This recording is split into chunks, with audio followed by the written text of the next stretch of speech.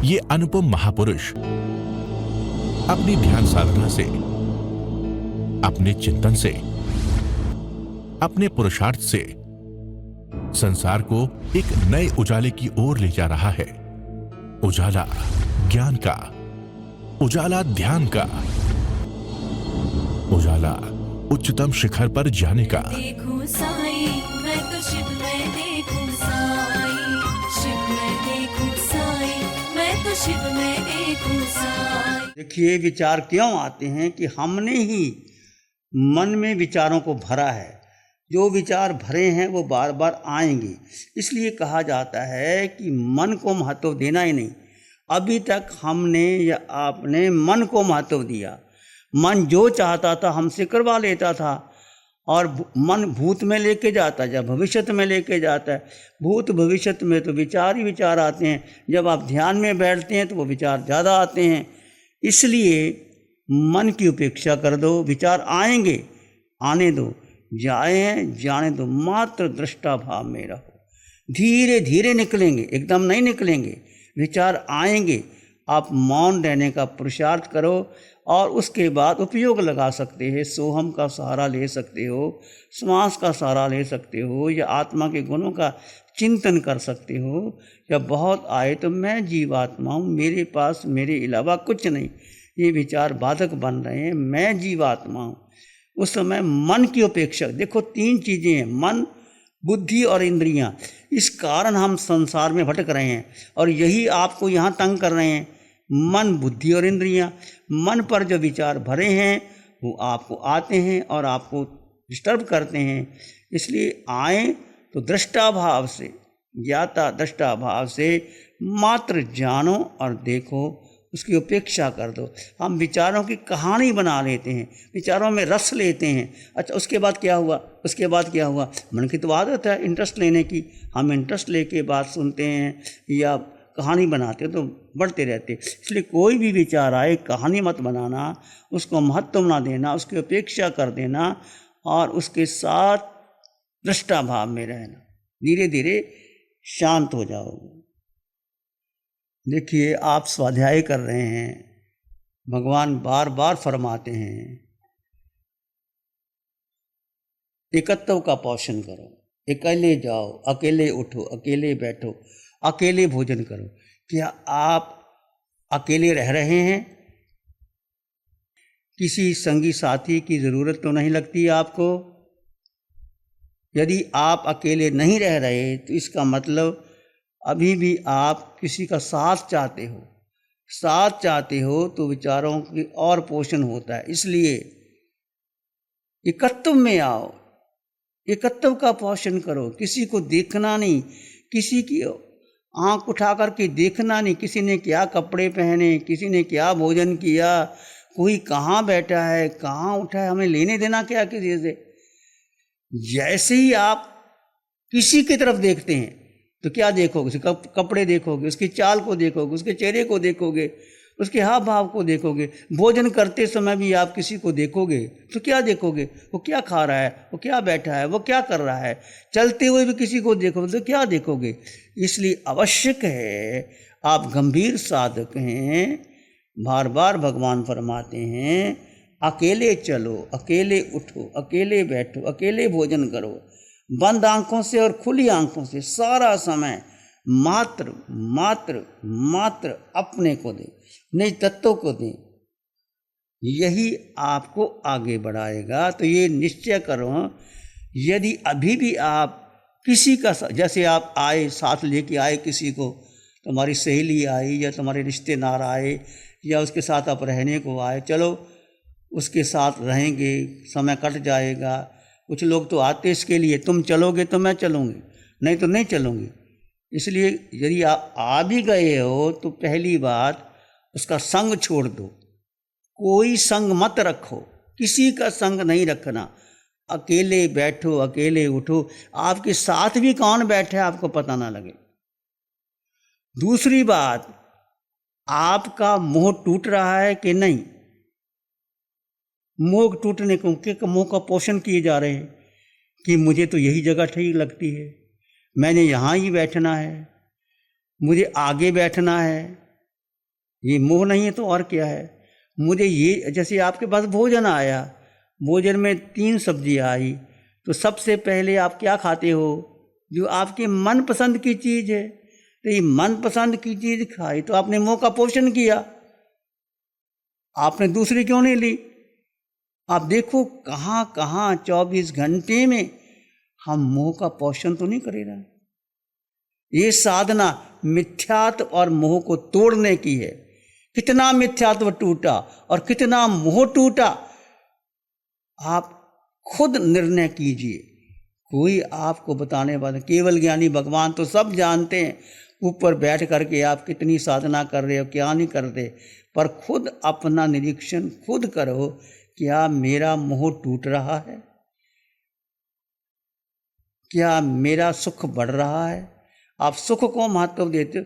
पहली बात तो आप गंभीर साधक हैं, किसी के साथ बैठने का उठने का महत्व नहीं। मान लीजिए आप बैठे थे, कोई आकर के आपकी सीट पर बैठ गया, तो क्या उसको उठाओगे आप? क्या दूसरी जगह नहीं बैठ सकते? वो बैठ गया तो बैठ गया। आप घर बार छोड़ के आ गए, सब ठुकरा के आ गए, तो यहाँ फिर सीट का महत्व क्यों रहा? यदि आपका मन करता है कि मैं आगे बैठूं, तो यदि आगे कोई बैठ गया, आपको सीट नहीं मिली, तो क्या पीछे बैठना आप पसंद नहीं करोगे? क्या ये मोह नहीं है आगे बैठने का? मैं पीछे क्यों बैठूं, मेरी सीट उसने ले ली। तो आपके मन में उसमें क्या विचार चलते हैं? आप खुद निरीक्षण करो, क्या मोह तो नहीं है। और यदि आप पारना करते हैं तो जो बन गया, यदि आप चाहते हैं कि नहीं पारने के लिए मेरे लिए मूंग का पानी बने, किसी कहते काली मिर्च का पानी बने, कोई कहता है कि मुझे तो ज्वार की रोटी लेनी है, कोई कहते हैं मुझे गेहूं की रोटी लेनी है, कोई कहते हैं मैंने बाजरे की रोटी लेनी है। यदि अभी भी आप अटके हुए हो, आप मनपसंद की चीज़ चाहते हो, आपकी मनस्थिति की बात कर रहा हूँ, यदि अभी भी आप चाहते हो, आप नाश्ता करने गए, नाश्ता में आपके मनपसंद की चीज़ नहीं मिली, आपने मूंग का पानी कहा था नहीं बना, आपने काली मिर्च का पानी बना था, उसकी जगह कुछ और बन गया, तो क्या आप संतुष्ट होकर के उसको ले सकते हो कि नहीं ले सकते? क्या अभी भी आपकी चॉइस है? किसी केंद्र में होता है जो खाना सबके लिए एक साथ बनता, नहीं मेरे पारने में तो मुझे मूंग का पानी ही चाहिए, किसी को काली मिर्च का पानी पसंद आता है, किसी को लौंग का पानी पसंद आता है, किसी को ठंडा लगता है, किसी को और लगता है। यदि ये आपकी चॉइस है तो मोह तो आपका बढ़ रहा है, फिर मोह कम कैसे हुआ? ये सबसे खतरनाक है मोह। मोह कर्म का राजा है। ये हर जगह 24 घंटे मोह हमारे साथ रहता है, उठते बैठते चलते खाते पीते।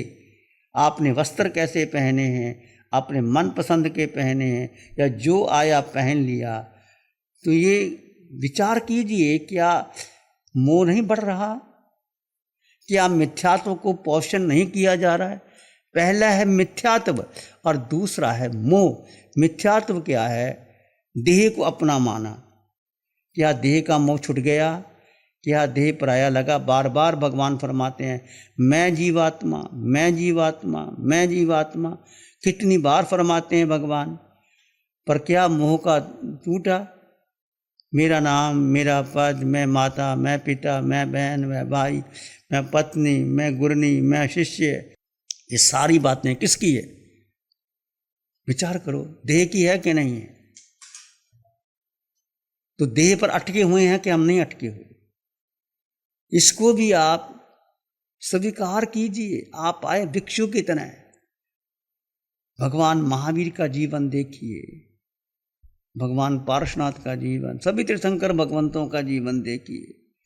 आप मोह को तोड़ने आए और मिथ्यात्व को तोड़ने आए। मिथ्यात्व तो ये है कि देह को, ठीक है देह मिल गई, अनंत बार देह मिली, देह मेरी है ही नहीं। जड़ और जीव का भेद, ये भेद ज्ञान को परिपक्व करना है। यदि भेद ज्ञान नहीं हुआ तो धर्म की साधना शुरू नहीं हुई आपकी। भेद ज्ञान परिपक्व करो, भेद ज्ञान साबन भयो, समता रस भर नीर, अंतर धोबी आत्मा धोवे निज गुण चीर। भेद ज्ञान क्या है? जड़ और जीव का भेद।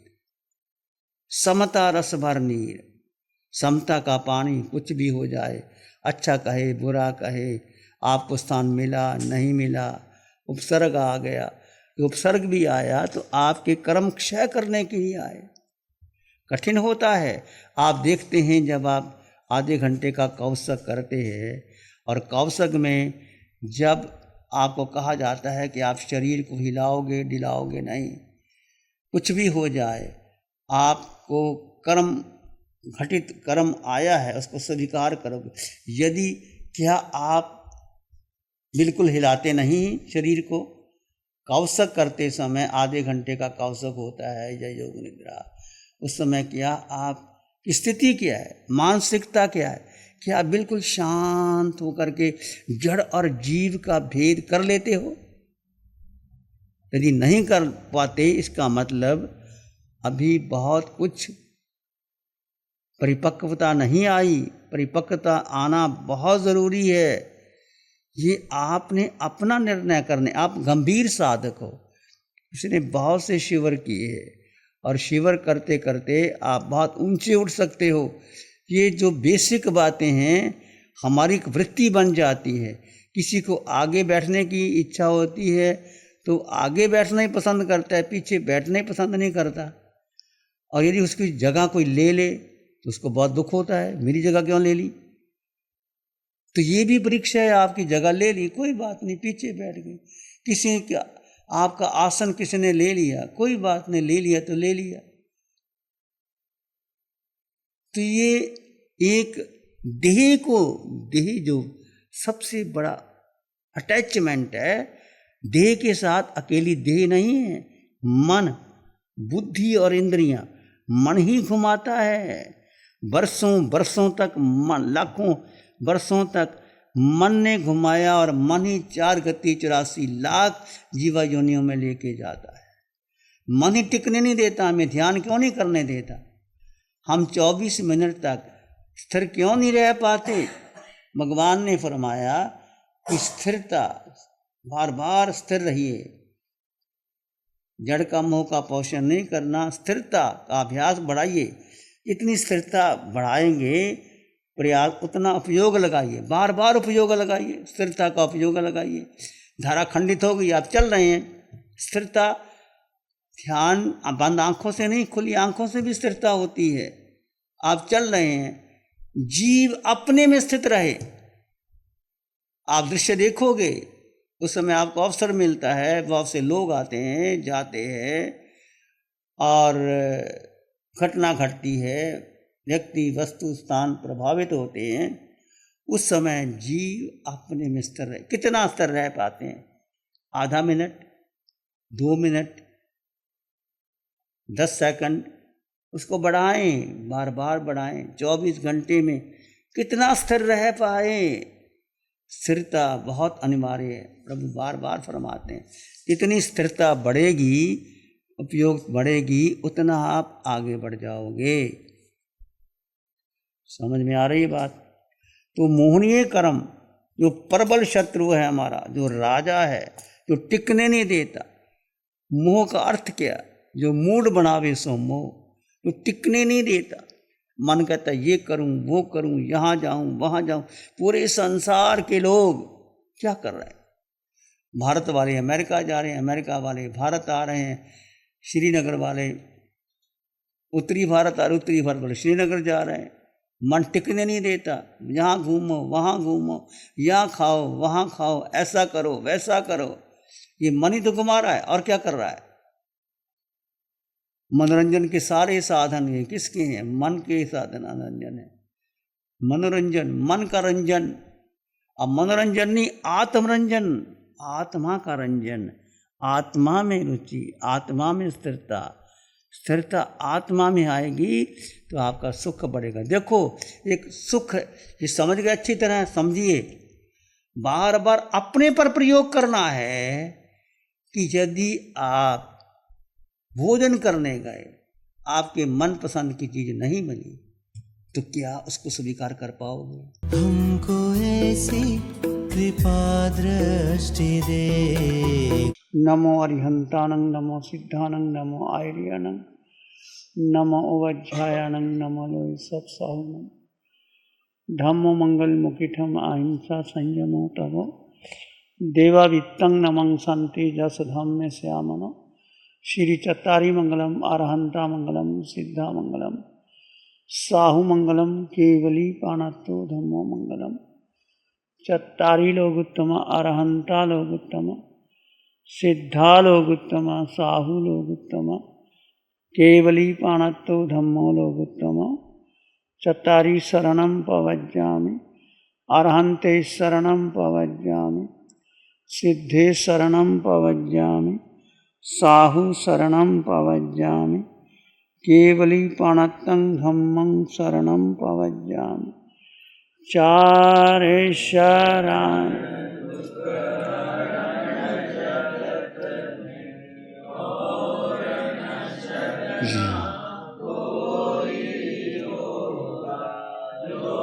भव्य प्राणी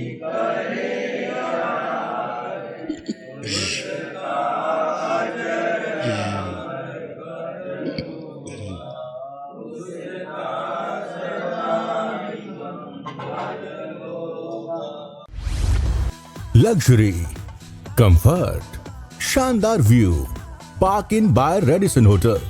अपनेपन का एहसास, यहाँ बिताया हर पल आपके लिए होगा खास। यहाँ के अमेजिंग रूम्स, बैंक्वेट हॉल, तमाम प्रकार के प्योर वेज जैन फूड, जिंदा दिल लोगों के खूबसूरत शहर सूरत में रेडिसन ग्रुप की स्टार रेटेड लग्जूरियस होटलों में सबसे अग्रणी है park inn by Radisson hotel. एक बार अवश्य विजिट करें। सूरत अडाजन में park inn by Radisson hotel, project by Sumeru group, Shri Babulal Mandot, Surat. गुरु हमको ऐसी कृपा दृष्टि दे।